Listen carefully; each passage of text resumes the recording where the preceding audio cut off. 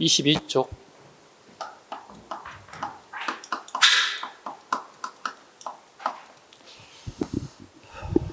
보죠. 문종 가겠습니다.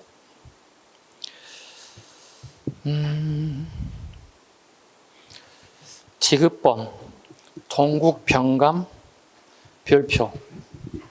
나올 수 있는 게 동국병감 정도.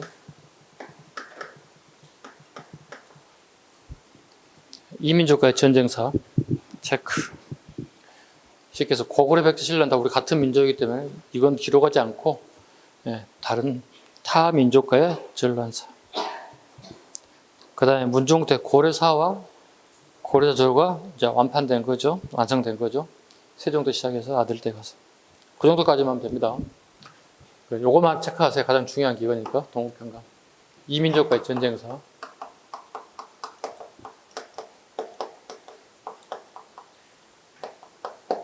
하나만 딱 체크하시면 돼요. 나올 수 있는 건 이거 정도밖에 없으니까요. 세조. 자, 세조로 나올 게 꽤 있어요. 보겠습니다. 육조 직계제 체크해야 되겠죠. 두 분이라고 그랬죠. 육조 직계제는 두 분입니다. 태종하고 세종. 집현전, 경연제도 폐지. 집현전 폐지된 건 이해 가셨죠? 네. 경연을 폐지하겠답니다. 경연을 폐지하겠다. 경연이 뭔지 알고 폐지를 이해하셔야 되겠죠. 경연이 뭔지. 신하가 왕을 교육하는 걸, 티칭하는 걸 갖다가 경연이라 불러요. 오케이? 공부하기 싫다는 얘기예요. 네. 경연 폐지. 정치 참여가 제한돼서 종친을 등용했대요. 원래 법에 의하면 왕실 종친들은 관직에 나오면 안 되게 돼 있어요. 안 되게 됐어요. 그런데 이걸 폐지했대요. 관직에 나와도 된다는 얘기가 되는 거예요. 대표적인 게 이제 남이 장군입니다. 네. 남이 장군이 묵과시험에 합격해서 전쟁에 공을 세우는 인물이 되는데 훗날요. 대표적인 남이라는 사람이 대표적인 정친 집안이다 보시면 돼요. 공주가 남씨 집안으로 결혼해서 태어난 아이가 남이 장군이 되겠죠.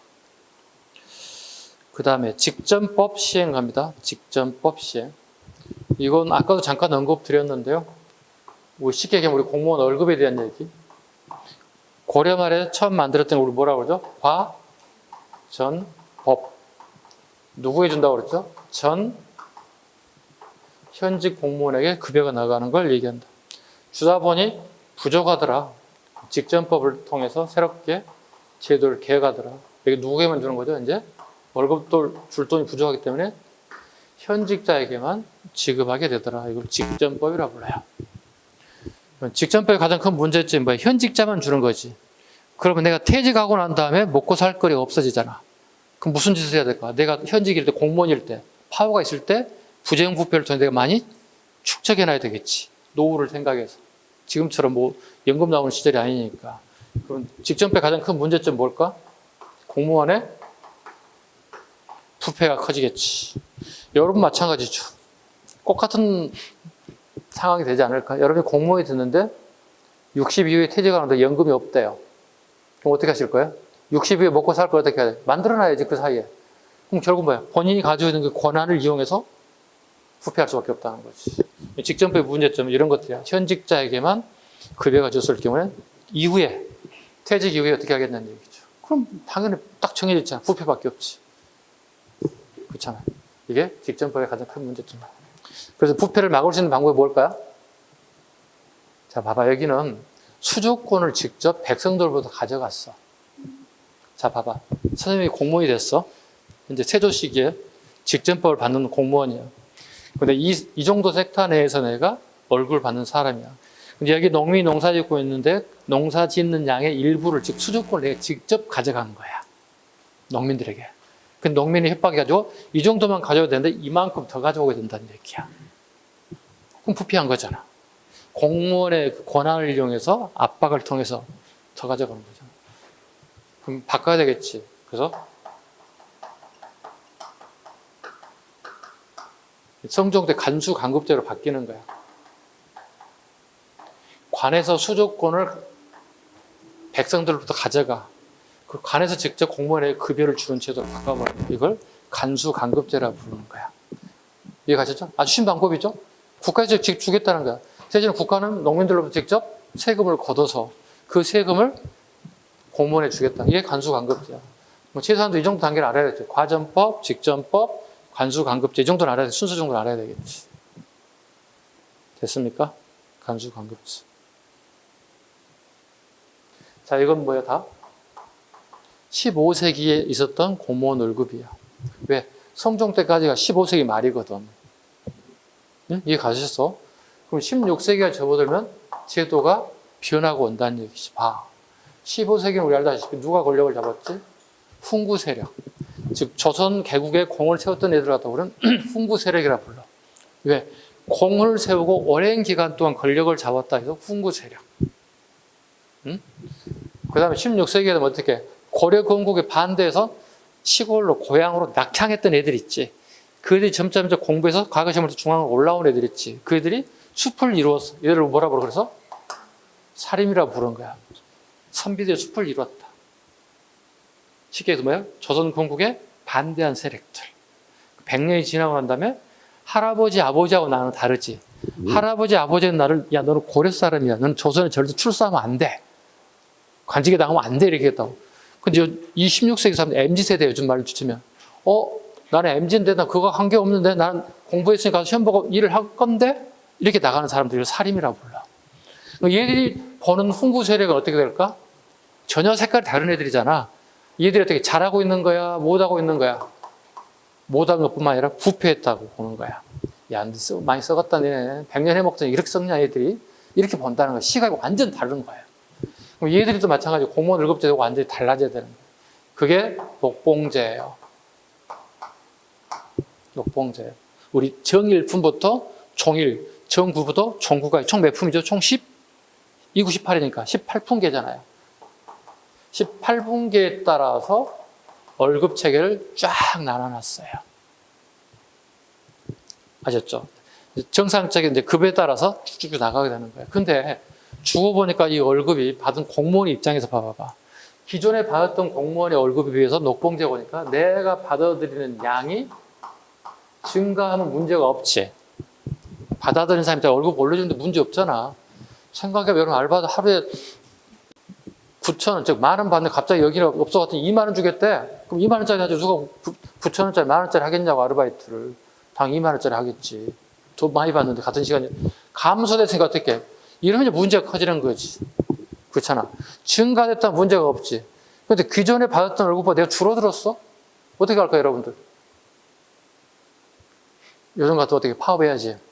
월급 올려달라, 따당땅땅. 올려달라, 따당땅땅. 이렇게 해야 되겠지. 공무원 노조가 있으니까 나가서 거리에서 투쟁하겠지. 그래서 그런 식으로 그게 안 된단 말이에요. 그럼 이 감소한 부분을 어떻게 할 것인가? 당연히 바보가 아니라 어떻게 해야 되죠? 보충 또는 어떤 보완하는 방법을 찾아야 되겠지. 이해 가셨어요?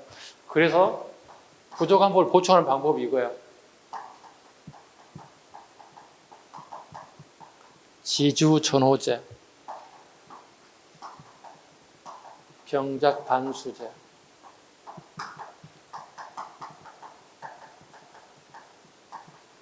이 세 가지가 나오는 거예요. 이게 고려말 조선 월급제도야. 공무원 월급이야. 이 흐름을 쭉 다 읽을 수 있어야 돼. 안 보고 막 언제든지 얘기하고 쓸 수 있어야 되는 거야. 뒤에 또 나올 거야. 또 할 거야. 반복할 거야. 이걸. 한 번이 아니야. 끝이 아니야. 계속 반복할 거란 얘기야. 자, 부족한 걸 메추는 방법 뭐라고? 이거야. 자, 예를 들어 봐봐봐. 주로 이래들이 받는 게 주로 쌀하고 포란 말이야. 응? 자, 그러면 정일품을 기준 한번 해보자고. 명의정부터 자의정, 우의정, 그 다음에 육조 장관들 있지. 다 정일품이란 말이야.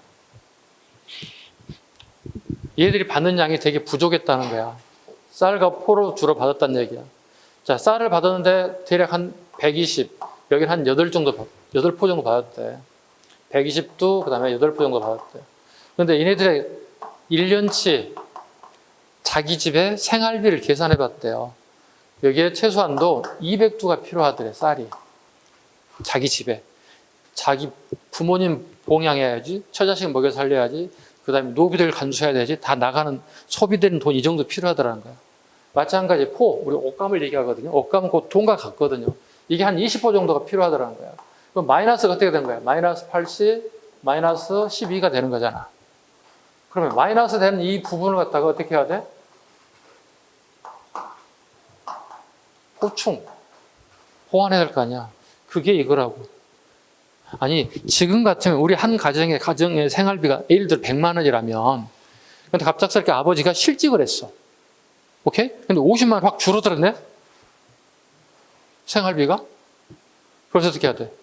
아버지가 실직하게 되면 어떻게, 엄마가 나가서라도, 또는 여러분이 성인이 됐다면 나라도 나서서 알바라도 했어도 그 비용을 메꾸면 되는 거야. 요즘 같으면. 근데 이 시기에는 짭이 없어요, 쉽게 해서. 월급 받을 수 있는 건 공직에는 없는 거예요. 그래서 부족한 법을 메꾸는 방법이 이거예요. 지주전호제. 지주가 소장농에게 토지를 말 그대로 빌려주는 거야. 대여해 주는 거야. 그리고 거기 생산량의 2분의 1을 지주가 가져가고 2분의 1을 소장농이 가져가는 거야. 토지 겸병제. 빌려줄 때 약속한 게 있어. 2분의 1씩 2분의 1씩. 자, 여기에서 통 20가마가 나온다 쳐봐. 그럼 2분의 1씩 가져가면 되는 거지. 근데 올해 쫄딱 망해가지고 9가마밖에 생산이 안 됐네? 9가마 생산 안 됐네. 그러면 지주는 풍년과 관계없이 무조건 20석이 농사 짓던 거에 최소한도 어떻게 해야 돼? 10석을 가져가야 되는 거야. 근데 소장도 저기 올해 쫄딱 망해가지고 총 생산량이 9석밖에 안 돼요. 4.5, 4.5 나눠가지고 안 되겠어? 지주한테 얘기했다고. 지주가 뭐라고? 그건 아닌데? 10석이야. 부족해, 이 아저씨는. 플러스 더해서 갚아줘야 되는 거야. 그럼 이 사람 어떻게 해? 이거 농사 짓는 이 농민들은 쫄딱 망하게 생겼지. 자, 그러면 이제 도장 찍을 때 이런 게 있어. 이거 약속하기 전보다면 이 농민은 이 정도의 토지를 가지고 이 집 식구가 10명이야. 10명을 먹여 살기 힘드니까 남의 땅을 빌려서 생산량 2분의 1 지주 주고 자기 2분을 가져가기로 약속했던 거야. 대신 약속을 이행하지 못했을 때 어떻게 될까? 이 토지, 요거 지주한테 뺏기게 돼 있어. 이걸 토지 겸병제라고 불러. 근데 이 제도가 고려제도 쭉 있었다고. 고려가 망할 때까지 있었다고. 그래서 조선이라는 나라에서는 이걸 절대로 고려를 망하게 된 가장 민심이 이반된 가장 큰 원인 중에 하나가 이거라고 봤다는 거야. 그래서 조선에서는 이걸 하지 않았다는 거야. 근데 16세기가 넘어가면서 이걸 다시 가져다 쓰더라는 거야. 누가 힘들어지죠? 이 제도가 시행되면? 백성들이 힘들어지는 거야. 있는 자들은 관계없어요. 아주 쉽게 생각해봐. 여러분, 우리 공무원이 아니고 그냥 뭐 사업을 준비하는 창업 준비생을 한번 생각해봐. 창업 준비하면 최소한 몇 억 있어야 할 거 아니야. 임대료 어디야지, 시설해야지, 뭐 해야지. 한 몇 억 들어갈 거란 말이야. 근데 내가 가지고 있는 돈은 한계가 있어서 은행에 가가지고 돈을 빌리려고 할 거야. 은행에서 제일 먼저 물어보는 게 뭐예요? 담보 있으세요? 물어볼 거야. 그렇잖아요. 가장 대표적인 담보가 뭐예요? 부동산이지. 토지, 그래? 토지나 관이가전 주택, 용지 또는 아파트, 건물. 제일 먼저 물어본 게 그거예요. 은행 가면 직원 제일 먼저 담보할 게 있나요? 물어보죠. 그럼 아파트도 있다 쳐봐요. 아파트 담보 맡기고 융자 받아서 달달 이자 내고 만기 때 되면 원금 갚아야 돼. 근데 갚지 못하면 어떻게 해야 되지? 내가 맡겨놨던 담보 잡혔던 아파트가 은행에서 경매에 넘겨서 처분해 버려. 그래서 쟤네들 원금 싹 뽑아가 버려. 나는 빈 털터리 같아. 똑같아. 어렵게 생각하지 마. 아셨죠? 제가 얘기한 내용 아시겠죠? 무슨 얘기인지 아시겠죠? 은행에 아파트 담보 잡히고 융자 빌려서 내가 이자와 원금을 갚지 못하면 기간 지나면 은행에서는 경매 처리해서 법원에 넘겨서 원금 빼가 버린다고. 원금만 빼간 게 아니라 이자도 싹 빼가 버린다고. 그럼 나에게 남는 거 아무것도 없어. 날거지 같아. 이 제도가 이게 지주전호제, 병작반전, 토지 겸병제 똑같아. 시대만 다르면 똑같다고. 이렇게 해서 조선의 토지제도 이렇게 변천이 온다고. 후기로 가면 갈수록 어떻게 되는 거야? 되게 부패해지는 거야. 이 제도들이. 흐름 전체 잡아. 공무원 월급에 대한 얘기야. 이게 여러분 내년 시험 보는 사람들에게 되게 중요하다. 나올 가능성이 크다. 세금 문제와 월급 문제 중 하나, 이거 딱 나오고 하나 쫙 정리했어. 오케이? 여기 가면 조선과 딱 정리하고 끝나는 거야. 오케이? 안 보고 쓸 수 있어야 돼요, 여러분들이. 얘기할 수 있어야 돼요. 오케이. 다시 갑시다. 경국대전 편찬 시작. 성종 때 완성. 그 시작은 세조고 완성은 성종에. 가끔 이렇게 물어봐요. 다음 경국대전을 완성했을 시기 사실 옳은 거고 성종을 물어보는 거고 경국대전을 편찬이 시작됐을 때 왕을 물어본다면 세조야. 두 개 뉘앙스를 잘 봐야 돼. 시작과 완성을 잘 보셔야 돼. 원각사와 원각 십증석다. 빈출. 이 문화사파도 되게 잘 나오죠. 원각사와 원각사 십층탑이 건립되었다. 지금은 원각사가 사라져 버렸죠. 빈 절터만 남아있죠. 그래서 이걸 원각사지 십층석탑이 정확해요. 원각사 지자를 하나 넣어줘야 돼. 터지자를 하나 넣어줘야 돼요. 예. 절은 사라지고 절터만 있습니다. 원각사지 십층탑. 중요한 줄은 뭐죠? 고려 말에 만들었던 이것과 유사하죠. 경천사지 십층탑하고 유사한 게 원각사지 탑이 십층 똑같다고. 거의 유사하다고. 그리고 소재가 대리석이다. 되게 말장난처럼 하강화물 아니에요. 대리석이에요. 대리석으로 만들면 어떻게 하죠? 되게 대리석은 강도가 약하고 하강하면 강도가 세요. 그래서 어떻게 되게 정교한 조각이 가능하다. 그러면 어떻게 화려한 면을 엿볼 수 있다. 탑에서. 꼭 기억하셔야 돼요. 그리고 라마 불교의 영향을 받았다. 라마 불교의 영향을 받아 되게 화려한 면이 보이더라. 즉 티베트 불교의 영향을 받았다는 뜻이에요. 우리 기존의 탑들은 다 대부분 하강암이었잖아요. 되게 단단한 돌로 만들었잖아요. 불상이 됐든 탑이 됐든 간에 그죠? 그런데 대리석으로 만들기 시작했다. 경천사, 원각사 거의 같더라. 그 다음에 불서가죠. 궁중에 강경도감을 설치 불서를 번역. 세종이 지은 어린 청강지옥과 세종대 소양대군이 지은 부처 일대기를 언해한 석보상절 두 개를 묶었어. 그리고 어린 석보를 간행하였다. 어린 석보 밑줄 그었습니다. 어린 석보가 중요한 이유. 처음으로 훈민정음 창제 후에 최초의 불교 경전이야. 그래서 훈민정음 체가 들어가 있어. 꼭 기억하셔야 돼. 어린 석보는 어린 청강지옥과 석보 상절 합쳐 합본이에요. 근데 어린 석보는 한글 언해본이 작동되고 있는 모습을 보여주더라. 인지의 규형. 토지의 거리와 고절을 측량했다. 빈출, 인지, 규형. 토지의 거리와 높고 낮음을 측량한 기구이다. 자, 이게 과학기구가 특이하게 세조 때 이게 두 가지 나와. 측량기구가 나와요. 거의 대부분 과학기구 생각하면 세종대왕이야. 근데 인지, 규형도 세종에 싹 집어넣는 경우가 있어. 출제자들이. 꼭 기억하시고 세종과 구분 요함 써놓으세요. 인지, 규형은 무조건 세조입니다. 양성지가 이 기구를 이용해 동국지도를 만들었다. 양성지 밑줄 그으시고요.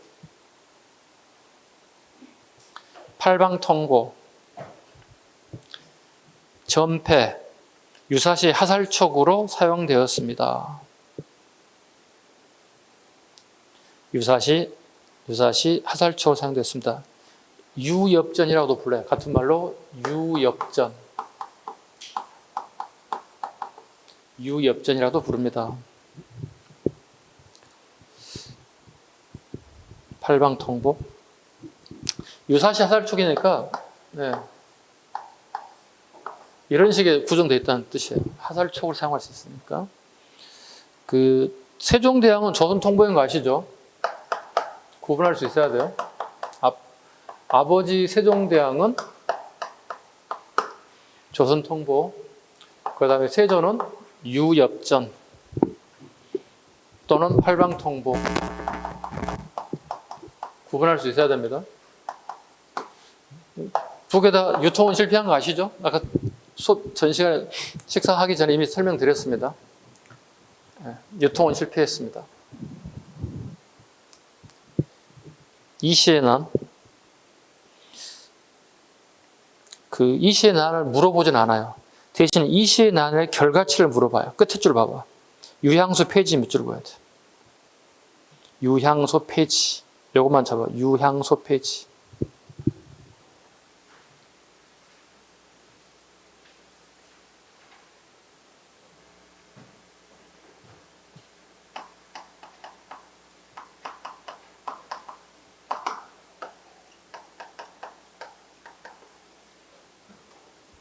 봐봐. 머무를 유자.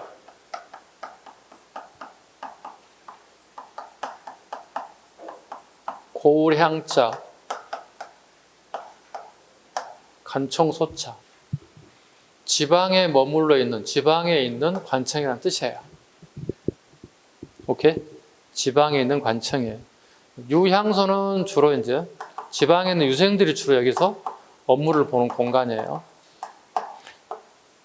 중앙에 왕실과 밀접한 관련이 있죠. 주로 이제 왕실에서 명령을 하게 되죠. 보통 지방 관청이 명령하면 되는데 관청은 따로 있고, 그다음에 유향소는 별 따로의 공간이 있는 거예요. 그 결과 여기서 주로 왕이 명령들이 떨어지는 게 뭐냐면 주로 군사 징집하고요. 주로 군량미 모집하는 것들 주로 많이 유향소의 업무로 떨어지는 거예요. 그런데 이시에라는 사람이 유향소를 중심으로 사람들이 여기서 모이기 시작하는 거예요. 그래서 국가에 대한 반역의 역할을 하게 되었다. 그래서 이시의 날을 계기로 유향소가 폐지됐다는 뜻이에요. 근데 뒤에 성종때 가다 보니까 이게 필요하다는 거야. 필요하다는 거야. 그래서 어떻게 우리 역사용어는 복골이라고 불러요. 복골이라는 용어를 쓰죠. 다시 복귀됐다는 뜻이죠. 그런데 폐지된 것 같은 유향소로 말하기 좀 애매모호해서 다시 향청이라고 했다는 얘기야. 그럼 결과적으로 유향소, 향촌 단어만 다르지 의미 자체가 같아요. 오케이? 예, 유향소로 복골됐다는 말은 향청으로 새롭게 만들어졌다. 그런데 업무 자체가 유사하다 보시면 돼요. 어려운 거 없어요. 아셨죠? 예. 그럼 유향소에 파워가 있다는 얘기, 없다는 얘기야? 파워가 있지. 유향소 파워가 있지. 봐보자. 요즘 말을 바꿔볼게. 인천시청이 있고, 인천에 유향소가 이렇게 있다고.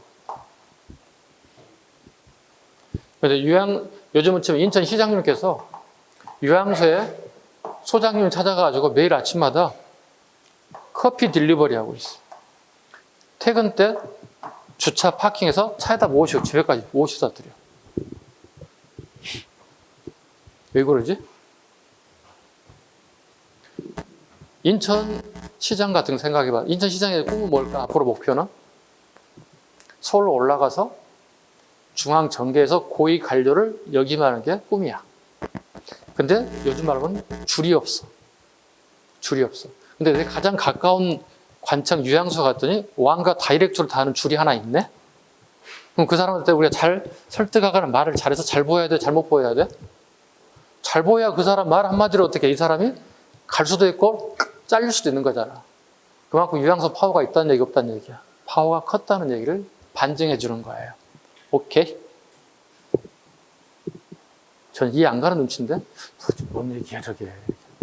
네, 쉽지는 않아요. 쉽지는 않지만 그래도 고개 좀 끄덕여 주세요. 네. 호응 좀 해주세요. 그래서 선생님이 더 열내사지. 호응도 안 하고, 하든가 말든가 시. 그러면 그냥 안 할 거야. 응? 네.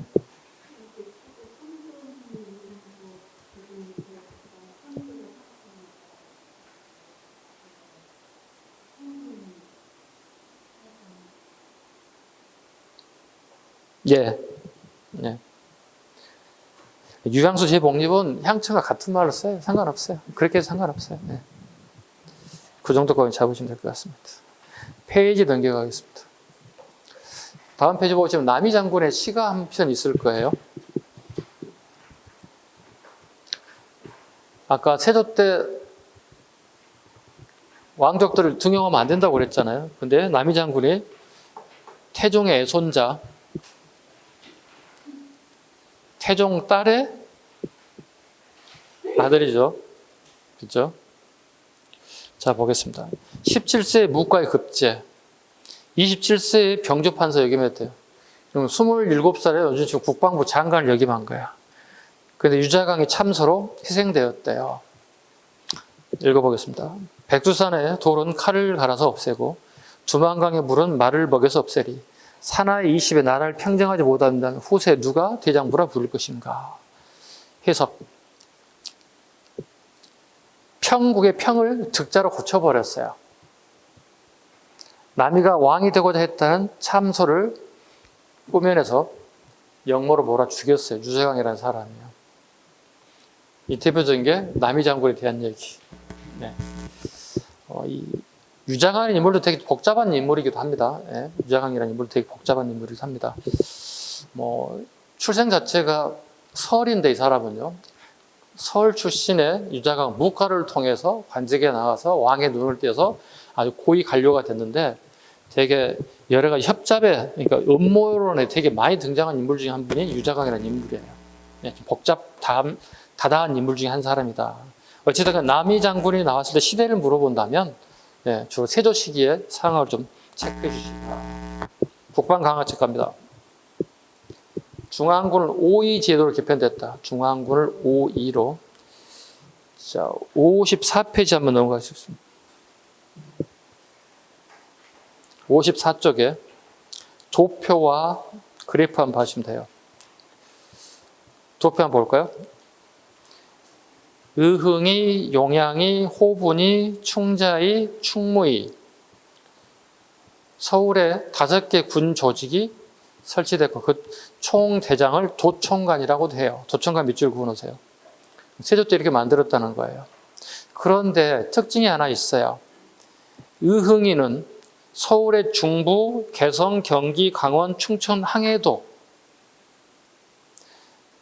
용양이는 서울 동부, 경상도, 호분이는 서울 서부, 평안도, 충자이는 서울 남부, 전라도. 이게 예우라는 얘기가 아닙니다. 이걸 뭐라고 그러죠? 관할한다는 뜻이에요. 지휘권이 있다는 뜻이에요. 이렇게 잡으세요. 이렇게. 관할. 지휘권이 존재한다는 뜻이에요. 서울의 5위는 지방의 군대를 지휘할 수 있는 권한이 있다는 뜻이에요. 되게 특이하죠. 보통 지방에 자체적인 권한을 줘야 되는데 서울의 5위가 지방에 소속되어 있는 군인을 컨트롤한다는 뜻이에요. 이런 권한을 가지고 있다. 지휘권을 가지고 있다. 관할권을 가지고 있다. 이런 뜻을 가지고 있어요. 다시 앞으로 갑니다. 지방체제, 진관체제를 시시하여 전국 단위의 방위체제로 했다. 진관체제는 찍었습니다. 진관체제. 되게 시험에 잘 나오는데 또 어려운 단어이기도 해요. 처음 듣는 분은 되게 어려울 거예요. 157페이지 넘어가 주시기 바랍니다. 157. 앞에다 다 적어놓으세요. 페이지를 갖다가 뒤에 참고라고 써놓으세요. 네, 앞 페이지에다 적어놔야 돼. 157페이지 참고하라고. 157페이지 참고하라고. 자, 157페이지 갑니다. 제일 하단부에 보시면 조선시대에 군사 방위 체제라는 게 있어요. 이해 가셨죠? 그 앞에다가 하나만 더 집어넣으면 완벽하게 만들어지는데요. 조선의 방위 체제이기 때문에 앞에 고려말 조선촉을 넣지 않았어요. 그 앞에 제일 여백이 있죠. 여기서 잡으시면 돼요. 이렇게 여기 입군 체제를 하나 잡으면 돼요. 입군 체제 제일 앞끝 하나 적으면 돼요. 네. 고려말 조선초에 이렇게 잡으면 돼요. 고려말 조선초에 입군 체제가 있었다.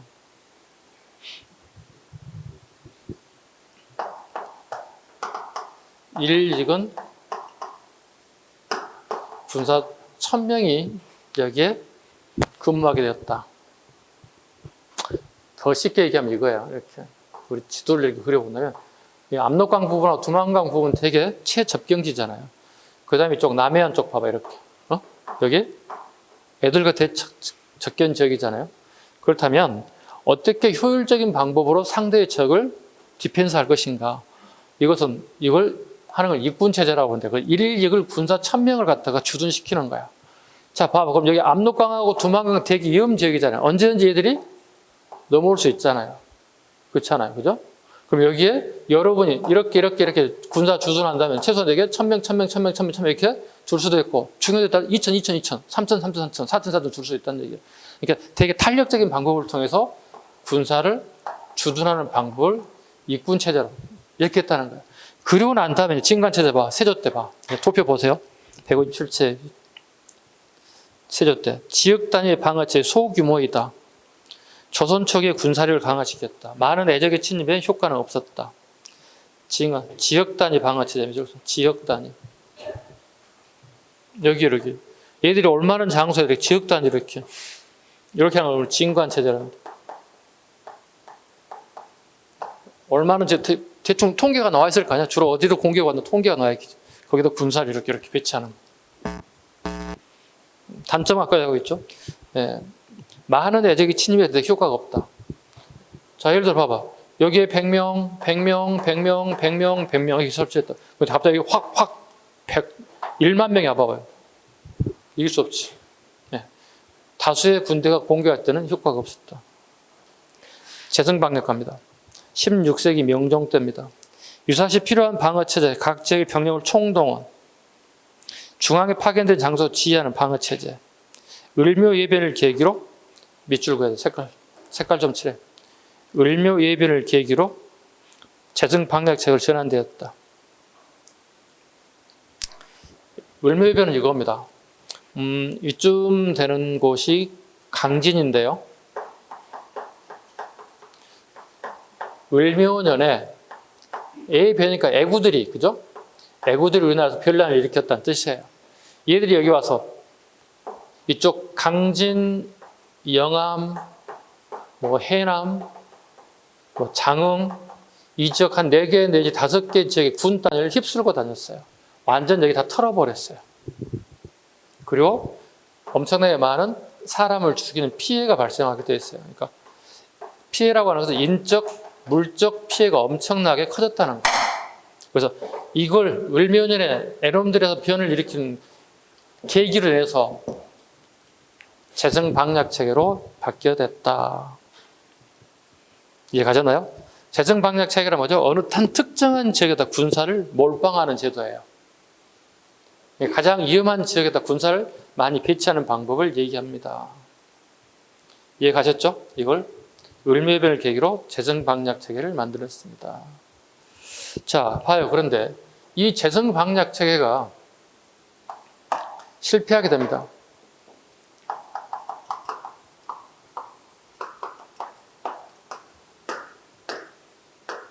자, 애구들이 앞으로 계속 올 만한 데가 부산이거든요. 그래서 요거 이후에 부산에다가 100만 군을 갖다가 주둔시켜 놨다고. 재정방역 체제 이후에. 오케이? 근데 임진왜란 때 애적들이 200만이 부산 앞바다로 밀려왔다. 새카맣게 왔다고. 그러니까 아무리 좋은 제도더라도 상대 숫자가 많으면 게임이 안 되는 거예요. 지금처럼 신무기로 버튼을 빵빵빵빵 누르는 시절이 아니야. 사람 대 사람들이 싸워야 되는 거야. 100만이나 200만을 싸우면 어떻게 해? 200만을 이겨낼 수 없는 거잖아.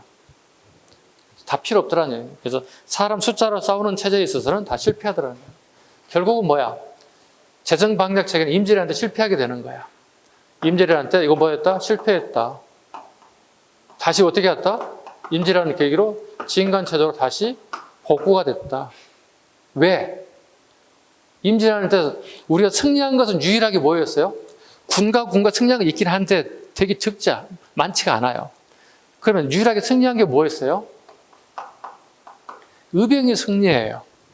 그러니까 적은 인원 가지고 일본군을 치고 빠지고 일종의 게릴라전을 펼치는 거예요.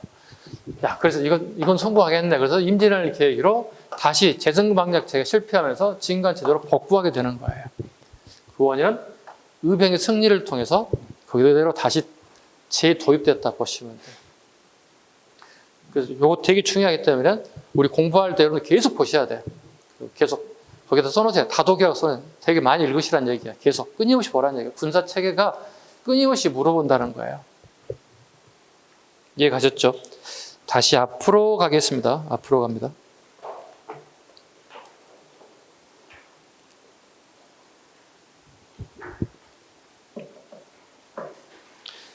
군사제도 북방개척,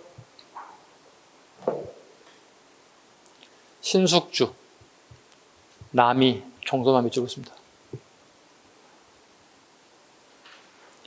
그 다음에 3인정책, 건주 야인을 소통하는 등 하삼도 백성을 옮기는 정책. 성공에 실패해요? 성공할 수가 없죠. 아니, 여러분 전쟁터 가까운 곳에서 사람은 살겠냐고. 집도 주고 땅도 줄 테니까 살겠냐고. 그냥 집에 있어도 되잖아요, 여러분들. 실패할 수밖에 없다는 거예요. 네, 이런 제도가 실패하더라. 그러면 각도의 둔전제를 실제할 때 둔전제 밑줄을 그어야 돼요. 둔전제. 밑에 설명되어 있죠. 군량의 확보 또는 직접적인 재원의 확보를 목적으로 국가가 주도하여 경작지를 집단적으로 투입하여 관유지나 새로 확보한 변방의 영토 등을 경작하는 토지주들을 둔전제라고 한다.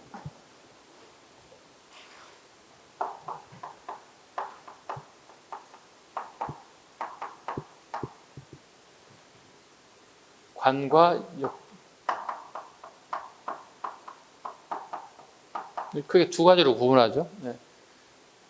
관둔제, 역둔제 이런 식으로요. 네. 관에서 필요한 토지, 여기 역에서 필요한 토지, 그 다음에 또 있구나. 군둔제, 이렇게 군에서 필요한 토지. 좀 어렵죠? 좀 더 쉽게 설명할까요? 오케이? 동의하세요? 하든가 말든가 당신이 알아서 하세요. 뭐 이러지 말고. 졸려요? 노래 한 자리 하고 할까? 소양강천이 한번 할까? 앞전에 했던 거? 식사하고 난 다음에 되게 정신이 없어요, 여러분들. 자, 다시 봐. 집중 좀 해봐. 자, 여기 여러분 동네 얘기 한번 하자. 주안역 한번 하자. 선생님 주안역에서 내리고 집에 갈 주안역 기차 타고 갑니다. 그러니까 여기에 보시면 승무원들이 근무합니다. 지금 조선시대로 간 거야. 지금 현재. 지금 보는 거 아니야. 역만 빌려온 거야. 자, 타임머신 타고 조선시대 딱 갔다. 승무원들은 주안역에서 역에 관련된 일을 하지. 그러고 난 다음에 월급을 받아야 할 거 아니야. 근데 월급은 주로 쌀로 받거든요. 그 당시에. 그래서 주안역에서 필요한 물품을 사고 팔 수 있는 거리가 돼야 돼. 이 주변의 토지를 갖다가 주안역에 있는 사람들의 용도로 쓴다는 얘기야. 그럼 여기 농민들이 와서 농사를 지어주고 그 일정 부분을 가지고 나머지 전부 다 승무원의 월급이라든가 승무원의 뭐 복지라든가 이 용도로 쓴다는 얘기야. 그럼 군이 주둔했다. 마찬가지. 군 주변에 있는 토지를 갖다 마찬가지로 그 지역 주민들이 농사를 짓고 생산량의 일부를 가져가고 나머지 전부 다 그 군에 필요한 자금을 쓴다는 얘기가 되는 거야. 둔전제. 관둔제, 역둔제, 군둔제 다 그 비슷한 용어들이라 보시면 돼요. 동의하시죠? 여러분이 공무원인데 밖에 나가서 농사 질 시간이 어디 있어? 그거 가지고 있는 토지를 되게 대신 농민들이 경작하게 만들면 되는 거잖아. 예, 이런 제도들이 세조 때 처음 등장하기 시작하더라. 내수사, 왕실 재산 관리하는 것, 강경도감. 도감은 자른다, 임시관청이지. 예, 뭘 만든다는 얘기잖아요. 간행한다는 얘기. 책을 만드는 어린속보를 간행한다. 임시관청이다. 강희맹, 별표. 사시차뇨, 금양잡력 등을 간행토록 했다. 삼국사 저료. 세조 때 시작해서 성종 때 완성됩니다. 그래서 지금 성종 때 나오는 겁니다. 세조 때 나오기 시작하는 겁니다. 그 삼국사니까 고구려백 신라의 그 전쟁에 대한 얘기들입니다. 동국통감. 시험에 되게 잘 나와. 빈출이야, 동국통감은. 되게 잘 나옵니다. 동국통감. 우리나라 역사책이에요. 서거정입니다. 어디서부터? 당군 할아버지부터 고려 말까지입니다. 동국 우리나라잖아. 통은 뭐야? A부터 Z까지야. 그러니까 당군 할아버지부터 고려 말까지야. 선생님 여기 세조니까 조선초는요. 그 조선초의 역사책은 실록청이 있어서 조선왕실록을 편찬하기 때문에 만들 필요 없어요. 정사가 있으니까.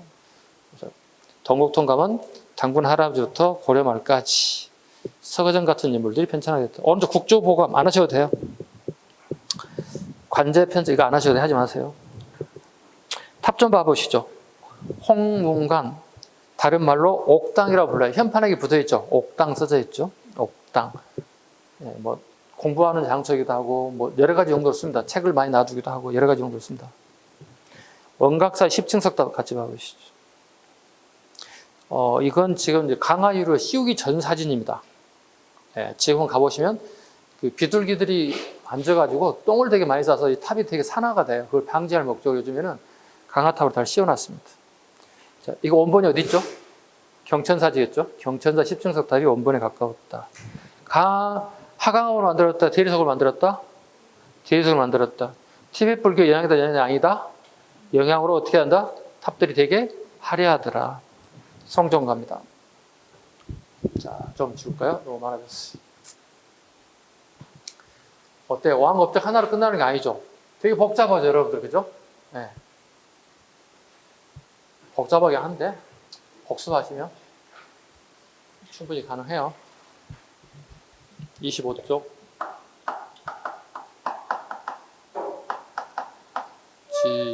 고려의 성종하고 조선 성종은 둘 다 이룰 성자를 써요.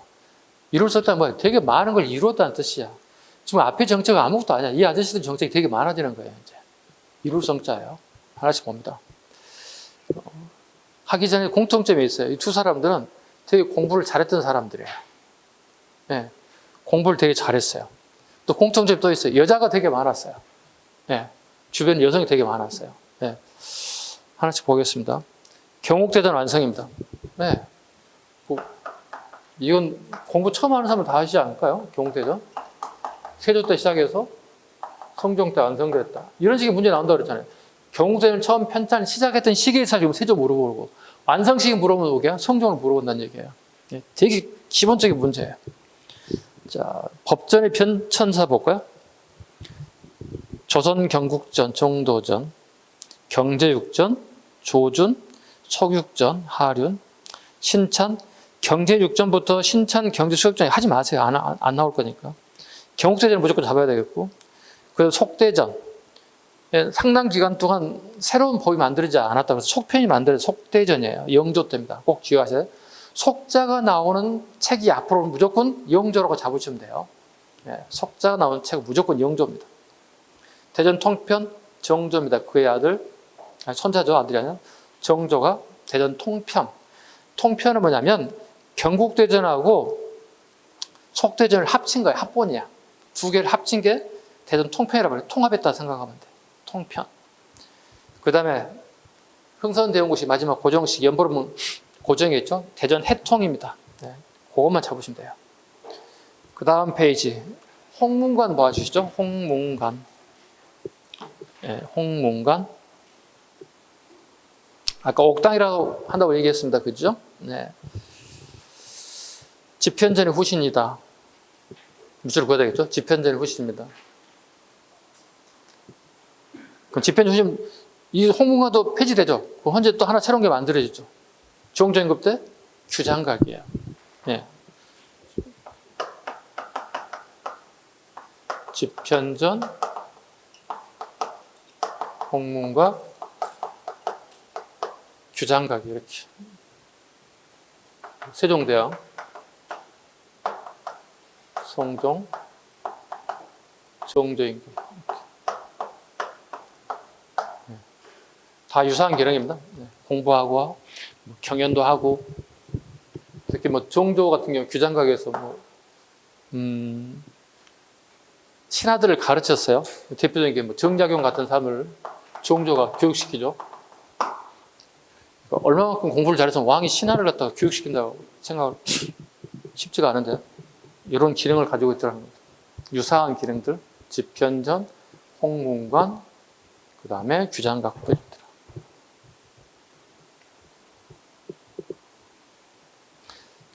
경연실시, 경연제실시. 아까 세조 때 없었던 것 있죠? 네. 신하들의 왕을 교육하는 거, 경연.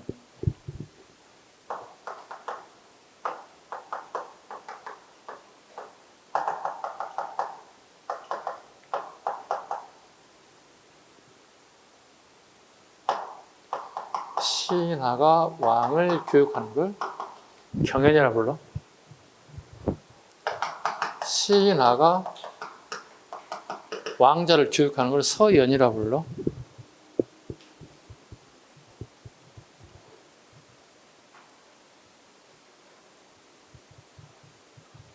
아시죠?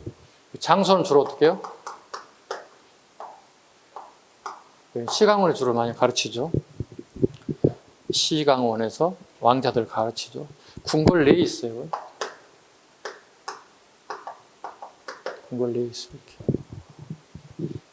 뭐 경연은 뭐 궁궐 뭐 사정전 같은 데서 하죠. 또 사정전 말고 또 별도 공간이 있긴 합니다만 일정한 공간들에서 끊임없이 교육을 해야 된다는 거죠. 그러니까 왕이 되면은 하루에 잠자는 시간이 4시간에서 한 5시간 많아요. 맥시멈. 하루에 잠자는 시간 24시간 중에. 그 나머지 전부 다 정사를 보고 공부하는 시간. 아침 공부하고 저녁 공부하고. 야, 여러분이 저 같으면 왕 안 합니다. 스트레스 받고 늙어 죽을 때까지 공부해야 돼. 지금도 공부하는 힘들어 죽겠는데, 그죠? 아니, 여러분 초, 중, 고, 뭐 대학 다니시면 대학까지 다 공부하다 오셨는데 또다시 하고 있잖아요. 얼마나 힘들어 지금. 그렇잖아요. 선생님도 여러분 똑같은 과정을 겪었어요. 힘들어요. 다 알아요. 네. 근데 왕도 마찬가지예요. 왕이 태어날 때부터 왕자부터 교육받아야지. 왕이 되고 나면 교육받아야지. 늙어 죽을 때 계속 공부해야. 하루에 잠자는 시간이 4시간, 5시간밖에 안 돼. 네. 대단하죠. 도첩체 폐지. 유교적 이상정치 추가하기 위하여 승려의 출가를 금지했다. 아, 이게 뭐냐면 봐봐. 승려가 되려고 하는 자는 국가로부터 도첩을, 즉 일종의 허가증이야. 이걸 받아야 되는 거야. 도첩을 받아야 되는 거야. 근데 이거 자체를 없애버렸대. 다르게 표현하면 뭐래? 승려가 될 수 있는 길 자체를 차단했다는 뜻이 되는 거예요. 그러니까 앞으로는 승려하지 마세요. 이런 거 발급 안 할 거예요. 이렇게 한다는 얘기야. 뭐 하셨죠? 이렇게 해석해야지. 선생님, 도처에 폐지돼 누구나 다 승려가 될 수 있겠네요. 누군가에게 나에게 뭐 등록하세요, 뭐 신청하세요, 뭐 하세요. 이런 거 필요 없고 누구나 머리 깎고 되겠네. 그게 아니란 뜻이야. 이제는 승려 자체가 되는 길 자체를 막아버렸어. 국가에서. 도처제 폐지라는 단어를 써요. 관수관급제, 설명드렸죠, 이것은. 관수관급제. 국가가 수저권을 대행하여 국가의 토지에 대한 지배력이 강화되었다. 무엇에 문제가 발생됐기 때문에 관수관급제를 한 거지? 직전법. 기억해야 돼. 직전법을 갖다 보니 공무원이 직접 자기 몫을 농민들로 뺏어가더라는 거야. 더 많이 뺏어가더라는 얘기야. 부패하더라는 거지. 직전법의 문제점이 뭐라고 그랬죠? 내가 퇴직 이후에 삶이 없어진다는 거야. 그럼 내가 현직에 힘이 있을 때 어떻게 좀 더 많이 뺏어가더라는 거야. 그걸 없애기 위한 보완책이 관수관급제다. 요역 기준의 변화. 경작하는 토지를 8개월로 기준으로 한 사람씩 동원하고 1년 중 동원하는 날도 6일 이내로 규정합니다. 이걸 8개월 출입부라고 해요. 8개월 출입부. 또 나온다 봐봐. 조, 용, 조. 여기 봐봐. 요역과 군역이 있다고. 군대 갈 사람들. 군대 가는 사람 누가 가는 거죠? 정남, 16세부터 60세 미만의 남자를 우리는 정남이라고 한다고 그랬어. 요역은 뭐예요? 그냥 무한대로 끌어갔다는 거야. 야, 너 이리 와, 너 이리 와. 남자를 다 끌어갔다는 거야. 얘들 다 정남을 다 끌어섰다는 거지. 너무 오바지. 너무 과하잖아. 그래서 어떻게? 제한했다고. 8개월 출 일부. 1년에 6일 이내로 제한했다는 뜻이에요. 그래야지. 그렇잖아. 시도 때도 없이 태풍 온다, 뭐 온다, 뭐 온다 다 끌다 쓰면 어떻게 할 거야? 내가 일을 못 하잖아. 그리고 내가 무슨 그 집에 노비도 아니고 말이야. 아니, 끌려간 사람한테 되게 억울할 거 아니야. 시도 때 없이 끌려가면, 그지? 아니, 알바비도 안 주고 그냥 공짜로 굴려먹는데 말이 안 되는 거지. 그래서 기준을 잡았다는 뜻이에요. 8개월 7일. 근데 법은 법인데 실천하는 사람이 안 지키면 아무 의미 없어. 어떤 줄 아세요? 개의치 않은 법으로 이 법을 써먹어요. 봐볼까요? 자, 이 사람이 국가에 세금을 내려왔어요. 그래서 저는 이번에 쌀 세금 내기 한 가마만 내면 되는 거야. 그래서 선생님이 세금 받는 공무원이야. 그래서 쌀 한 가마 가져왔어. 저기요, 한 가마 가져왔습니다. 체크해 주세요. 그래도 공무원이 선생님 제가 어떻게 해요? 아니요, 너는 2개월인데? 두 개 가져와야 되겠는데? 아니, 1개월이잖아요. 봐보세요. 아니, 2개월이야. 바뀌었어. 2개월이야. 하나 더 가져와. 그런 게 어디 있습니까? 진짜 이상한 아저씨네 막 욕할 거 아니야, 얘가. 그럼 선생님 뭐라고 할까? 공무원 입장에 협박하는 방법이 어떻게? 너 군대 갔니? 저 제대한 적 언젠데요? 한 번 더 갈래? 이렇게 하나. 절대로 남자가 군대 갔다 오면 다시 군대 가고 싶지 않아요, 대부분. 두 번째, 너 요역은 동원됐니? 이 앞전 일주일 했잖아요. 법이 바뀌었어. 다음 달에 한 번 더 나와야 되겠다? 이 친구 그럴 거 아니야. 아닐 거고 더럽고 째서 알았어, 좀만 기다려. 집에 가서 하나 더 갖다 줘. 뭐야? 세금을 더 뽑아먹기 위한 협박용, 압박용으로 써먹어. 법은 아무 필요 없어. 법은 만들어지면 8개월 출입 법은 만들어지지만 의미가 없다는 거예요. 이런 방식으로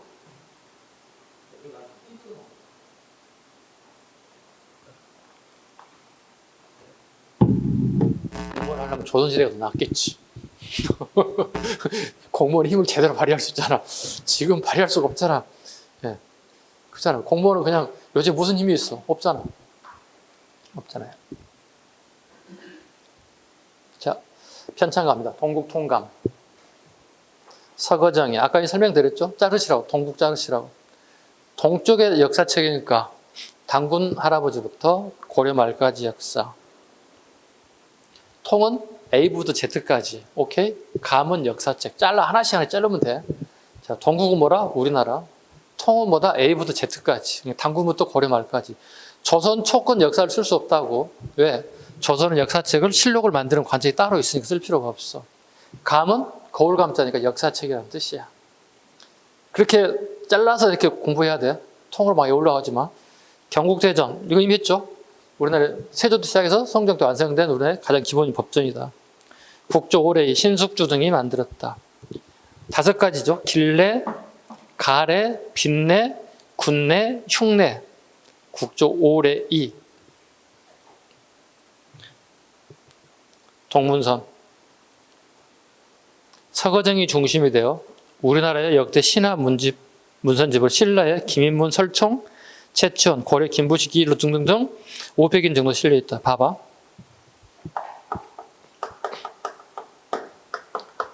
고려란 나라, 뒤에 조선이란 나라 전부 다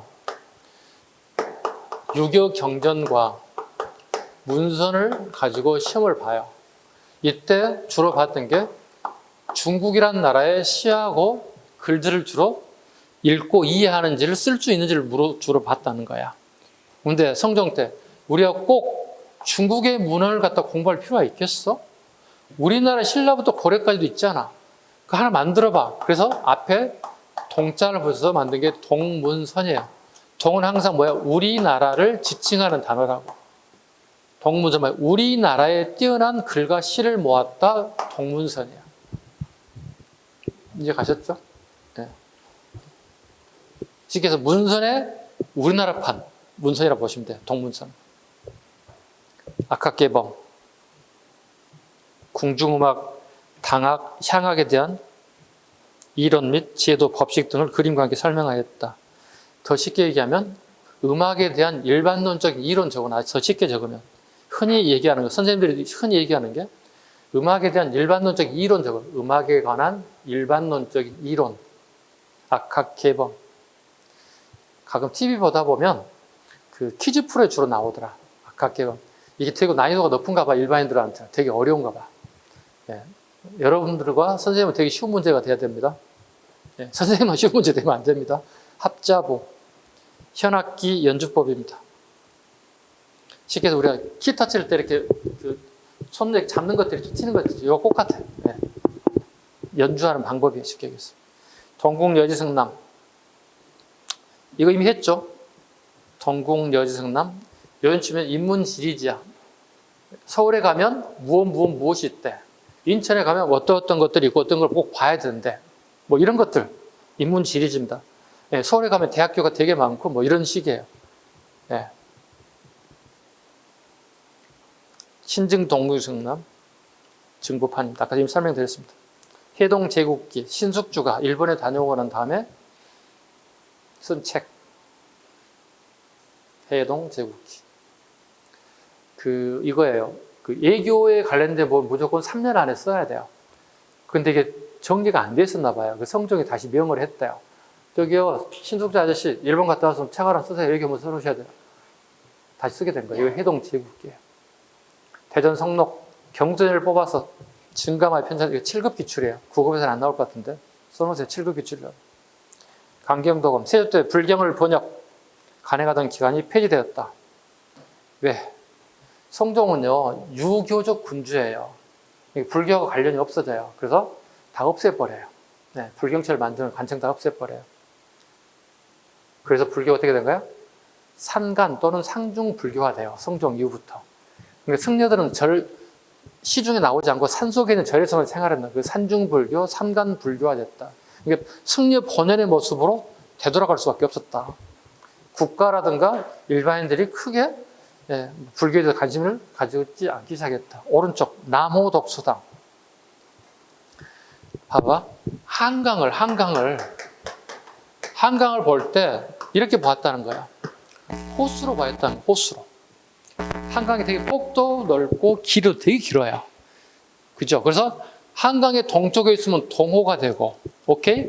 남쪽에 있으면 남호가 되는 거야. 동호는 저쪽 강남 쪽이야. 남호는 이쪽에 용산 쪽이야. 이해 가셨어요? 자, 그걸 기준으로 가봐. 자, 봐. 남호 독서장을 설치했대요. 남쪽에, 한강의 남쪽에, 동쪽에, 오늘날의 마포와 용산 사이에요. 요즘 지금 마포로 더 가까운데요. 여기 언덕에다가 건물 하나 지었대요. 왜 지었을까요? 이거 봐보세요.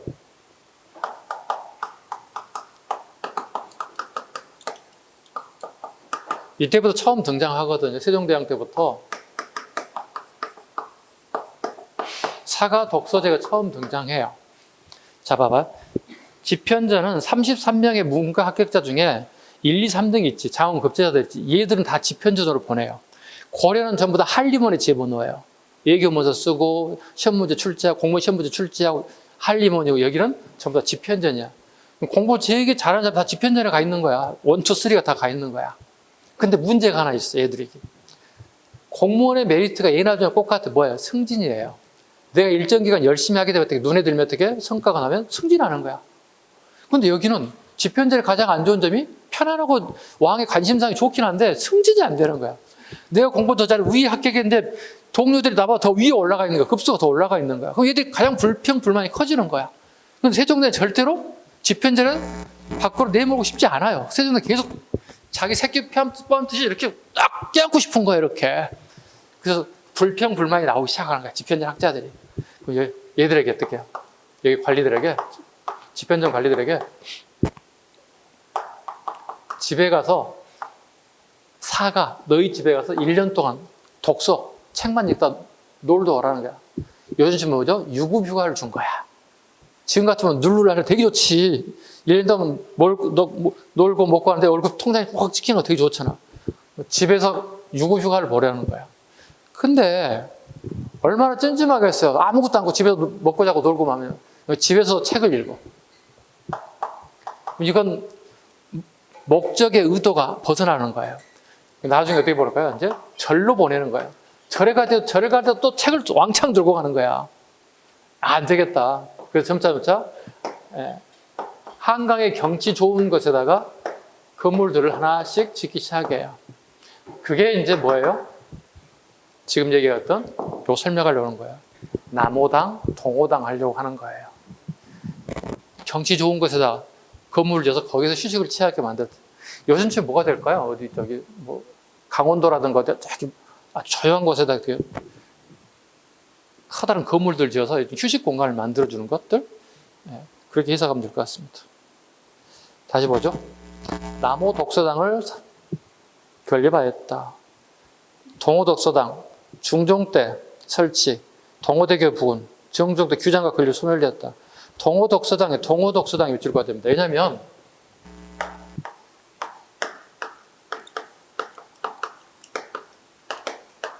선조 때 율곡이가 사가 독서를 갑니다. 한강 동쪽이에요. 동호대교예요. 강남에 있는 거, 그죠? 여기서 어떻게 서로 질문하고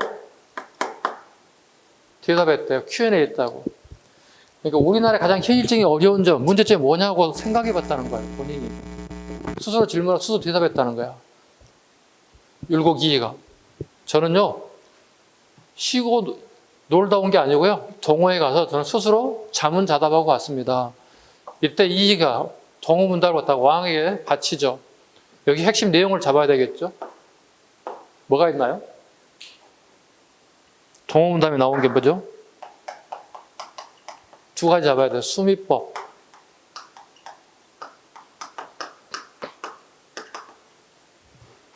수미법을 얘기해요. 꼭 알아야 돼요. 이이가 동호회 가서 1년 동안 놀다 온 게 아니라 이것을 스스로 연구하고 와서 왕에게 이것 좀 해야 됩니다. 이렇게 보고서를 제출했다는 거예요. 봐봐. 조용조가 또 나와. 봐봐봐. 조용조 중에 가장 문제가 된 게 뭐죠? 지방에 나는 특산물을 거둬들인 가장 큰 문제였다는 거야. 지방에 나는 특산물을 낸다면 문제가 없어요. 근데 가면 갈수록 이상해져요. 우리 동네에 나지 않는 물건을 계속 내라고 얘기하는 거야. 그런데 낼 수가 없는데 향리하고 중앙의 서리들이 짬짬이가 돼서 내게끔 하고 나에게 바가지를 씌운다는 거예요. 이게 가장 큰 문제라는 거야. 다시 한번 봐봐. 조용조 중에 제일 밑에 조는 뭐라고? 그 지역에서만 나는 특산물이에요. 이해 가셨죠? 이렇게 한번 해보죠. 아주 쉽게 생각해봐. 인천에, 예를 들어보고, 인천에 바다가 있긴 한데 여기에서는 고래가 안 잡혀요. 상어도 안 잡혀요. 울산 앞바다 가야 고래고기하고 상어가 잡혀요. 근데 인천에 사는 사람들에게 고래고기, 상어고기 납부하래요. 어떻게 납부해? 여기 농사짓다 말고 어떻게 하라는 얘기야? 울산 가서 사오라는 얘기야? 근데 여기 앞으로 여러분이 인천시 지방직 학교에 가면 향리가 돼. 고을향자 관리디자야. 이 사람이 총 책임자 세금 걷어들이는 사람이야. 걷어서 어디로 올려보내야 돼? 서울로 올려보내야 돼. 서울에 이걸 총괄하는 사람이 누구야? 여기 서리야. 서리는 중앙의 구급공무원, 여기는 지방의 구급공무원이야. 같은 급이야. 여기는 서울에 근무한 놈이고 여기는 지방에 근무한 놈. 이 서리가 뭐냐면 여기 봐봐. 여기 어디 갔어? 조용조의 이 지방의 특산물을 걷어서 총 정리하는 공무원인 거야. 여기에 대납업자와 향리가 이렇게 세 놈이 짬짬을 내서 인천에 사는 사람인데 나는 상어도 본 적도 없고 고래도 본 적이 없는데 이미 내 이름으로 중앙에 납품이 된 거야. 그러면 여기 대납업자하고 향리와 서리가 누구에게? 인천에 살고 있는 나에게 엄청난 바가지를 씌워서 세금을 걷어간다는 거야. 이 부패가 극에 달했다는 거야. 그래서 이이가 동호회 가서 이럴 바엔 차라리 이 특산물을 수미법, 전국의 모든 문제가 이 문제이기 때문에 쌀로 바치는 게 어떻겠느냐 통합해가지고 이걸 처음 주장했다는 거야. 수미법. 실패. 그래서 쭉 가보자. 그래서 훗날 뭐가 되는 거야? 강해군 때 가서 뭐 만드는 거야? 이걸 대동법을 통해서 완전 시대를 완전 다 역전시켜버리는 거야. 대동법 뭐죠? 뭐를 받는 거죠? 미, 포,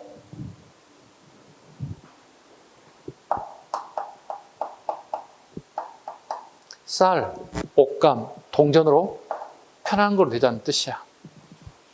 이 태동법이 어떻게 우리 역사를, 특히 경제 파트에서 역사를 완전히 바꿔버리는 거야. 그래서 우리 시험에 태동법은 매년 나온다고, 태동법. 어려운 거 아니지, 그죠? 나지 않는 세금을 내라면 되게 어려운 거잖아.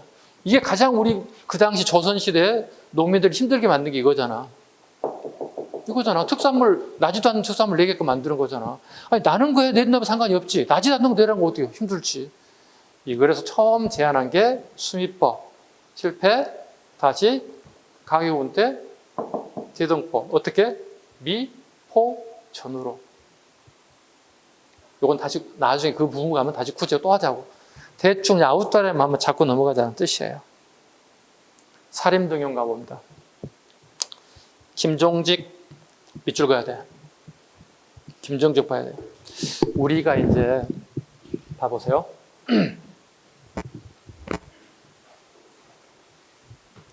성종은 15세기 말 인물이란 말이에요. 이때 김종직이라는 사람이 사림인데 처음으로 과거를 통해서 중앙에 진출했대요. 요 시기는 세조 때예요.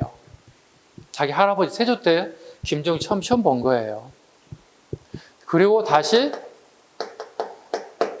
손자인 성종 때 이해 가셨죠? 성종 때 다시 등용된 거예요. 무슨 얘기냐? 세조 때 과거에 패스했는데 낙향을 하게 됩니다. 옛날에 부모님이 돌아가시면 3년상을 치렀거든요. 고향에 가가지고. 네, 아버지 무덤 옆에다가 조그만 오두막집 하나 짓고요. 거기서 하루 세끼 밥상 차리고 거기서 누더기 옷을 입고 거기서 3년을 지내. 비가 오나 눈이 오나 그걸 지내요. 우리 지금 3일상 치르거든요. 우리 그죠? 부모님 상담하면 지금 이제 3일상 치르는 것도 되게 힘들거든요. 거기 일어섰다 앉았다 하는 것도 보통 힘든 게 아니거든요. 3년상을 치렀어요. 낙향이에요. 낙향했다가 다시 성정 또 올라와요. 그런데 봐보세요. 문제는 낙향했다고 그랬잖아요. 이때 봐봐. 김종직이 소문이 엄청나게 퍼져요. 뭐라고 퍼질까요? 이 아저씨 김종직이 요즘 말로 바꿔볼게요. 일타강사로 엄청나게 소문이 퍼져요. 그래서 과거 시험을 준비한 애들이 엄청난 전국 애들 전부 다 김종직이 있는 경상남도제까지 찾아가서 공부를 해요. 그리고 훗날 이 애들이 엄청난 제자들이 과거에 패스를 하게 돼요. 이 사람 누구를 따라야 될까? 김종직을 따라야 될 거 아니야. 아니 스승이잖아 여기가 이렇게. 그렇잖아. 이 사람으로부터 배워서 과거 시험을 중앙에 진출했단 말이에요. 근데 이 무리가 어떻게 됐다? 봐봐. 선비사자, 수풀림자. 이 선비들이 수풀 잃을 정도 되게 많아졌대요. 그리고 뭐라 해요? 살인파. 누구를? 통상 16세기에 이후에 관직에 등용했던 사람들 살인이라 불러요. 그럼 살인의 출발점을 어떻게 보는 거야? 여기로 보는 거야. 김정직으로 보는 거야. 오케이? 그래서 꼭 기억하실 것. 성종하면 15세기 말이고 김종직이 꼭 나와야 되는 인물이기도 하다. 출발점은 세조죠. 그러나 성종 때 다시 등용됐기 때문에 되게 유명한 인사가 됐다. 그래서 출발점은 김종직으로 출발하더라. 이해가셨습니까?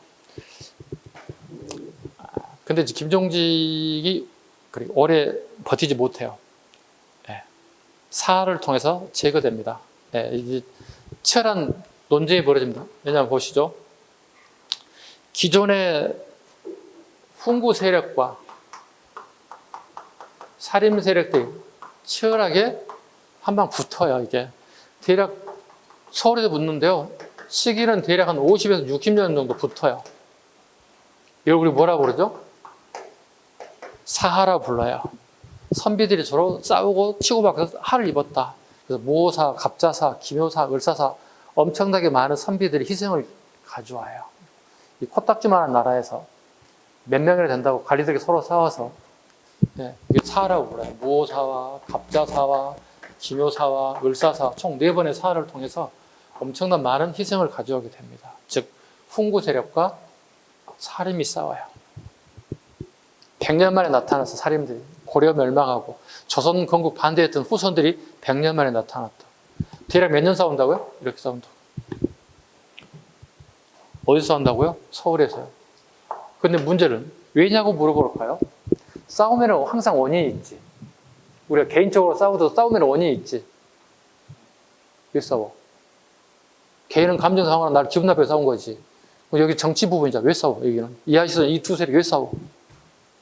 치고받기 왜 싸우냐? 끝나는 게 아니라 사람을 죽이기까지. 유해배 놓고 사람 죽이고 그래. 왜 싸워? 왜 싸울 것 같아? 어? 크게. 서로 비판? 세조를 비판했다? 아니야. 비판은 노골적으로 못하지. 죽으려고 앉아있어. 못하지. 왜 싸워? 자기들이 권력을 잡기 위해서. 유사한데 50점 줄게요. 왜 싸우죠? 의견이 다른 것은 그냥 그건 죽이기까지는 할 필요 없잖아. 의견 다르면 아이씨 더러워 안 만나면 되는 거잖아. 왜 싸워요? 야 지금 훈구 사람이 왜 싸웁니까? 어? 밥그릇 싸움. 좀 더 올라갔어요. 좀 더 좀 유식하게 좀 말했으면 쓰겠는데. 유식하게 좀 더 다운돼야 되겠는데? 마음에 들은 안 넣으면 죽인다고? 저 친구 말이 거의 흡사해요. 아까 뭐라고 그랬죠?